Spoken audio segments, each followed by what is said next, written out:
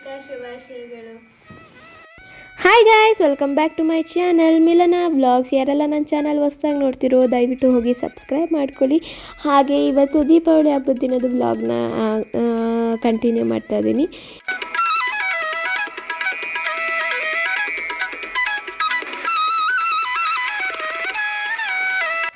So ಇವತ್ತು ದೀಪಾವಳಿ ಹಬ್ಬ. So ಎಲ್ಲರಿಗೂ ದೀಪಾವಳಿ ಹಬ್ಬದ ಹಾರ್ದಿಕ ಶುಭಾಶಯಗಳು. ಸೊ ದೀಪಾವಳಿ ಅಂದರೆ ಎಲ್ಲರೂ ಕೂಡ ದೋಸೆನೇ ಮಾಡೋದು. ದೋಸೆ, ಕುಂಬಳಕಾಯಿ ಪಲ್ಯ. ಕುಂಬಳಕಾಯಿ ಅಂತ ನಾವಂತೀವಿ, ಸ್ವಲ್ಪ ಜನ ಸೋರೆಕಾಯಿ ಅಂತಾರೆ. ಸೊ ಅವ್ರಿಗೆ ಬಿಟ್ಟಿದ್ದು ಎರಡನ್ನೂ ಅದಕ್ಕೆ ಮೆನ್ಷನ್ ಮಾಡಿದ್ದೀನಿ. ಸೊ ನಮ್ಮಲ್ಲಿ ಇವತ್ತು ದೋಸೆ, ಕುಂಬಳಕಾಯಿ ಪಲ್ಯ. ಪ್ರತಿ ವರ್ಷವೂ ದೀಪಾವಳಿ ಹಬ್ಬದಲ್ಲಿ ಇದನ್ನೇ ನಾವು ಮಾಡೋದು ಮನೆಯಲ್ಲಿ. ಸೊ ಇವಾಗ ಬ್ರೇಕ್ಫಾಸ್ಟ್ ತಿನ್ನಬೇಕು.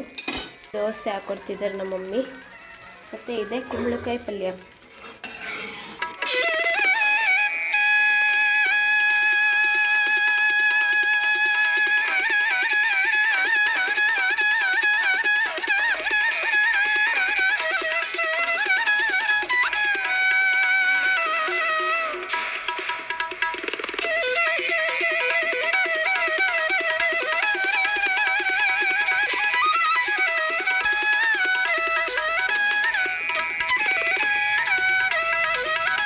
ಸೊ ಗೈಸ್, ನಾನು ಸ್ವಲ್ಪ ಡೆಕೋರೇಷನ್ ಮಾಡೋಣ ಅಂತ ಇಟ್ಕೊಂಡಿದ್ದೀನಿ. ಸೊ ಎಲ್ಲ ಆದಮೇಲೆ ತೋರಿಸ್ತೀನಿ, ಓಕೆನಾ? ದೇವ್ರ ಮನೆ ಹತ್ರ ಮಾಡ್ಕೋತಾ ಇದ್ದೀನಿ.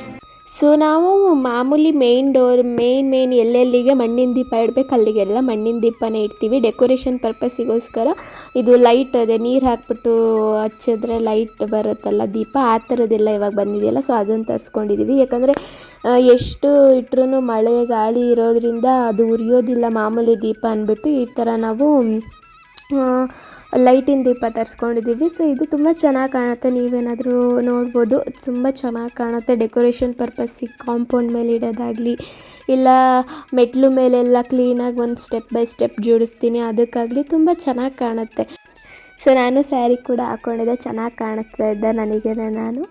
ಸೊ ಹಾಗೆ ದೀಪ ಎಲ್ಲ ರೆಡಿ ಮಾಡಿ ಇಟ್ಟಿದ್ರು ನಮ್ಮ ಅಮ್ಮ, ಅದನ್ನು ನಾನು ಇಡ್ತಾಯಿದ್ದೆ ಎಲ್ಲನೂ.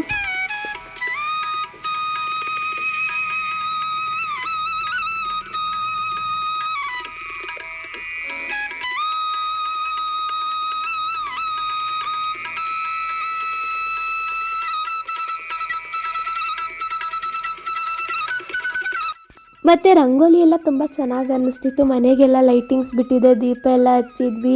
ಸೊ ಲೈಟೇ ಬೇಡ ಮನೆಗೆ, ಅದರಲ್ಲೇ ಒಂಥರ ಆ ಲೈಟಿಗೆ ಮನೆ ಇನ್ನೂ ಏನೋ ಒಂಥರ ಕಳೆಯಾಗಿ ಕಾಣುತ್ತೆ. ಸೊ ಹಾಗೆ ಚೆನ್ನಾಗಿ ಅನ್ನಿಸ್ತಿತ್ತು ನನಗಂತೂ. ವೀಡಿಯೋಗಿಂತ ಡೈರೆಕ್ಟಾಗಿ ಚೆನ್ನಾಗಿ ಅನಿಸುತ್ತೆ ಆ್ಯಕ್ಚುಲಿ.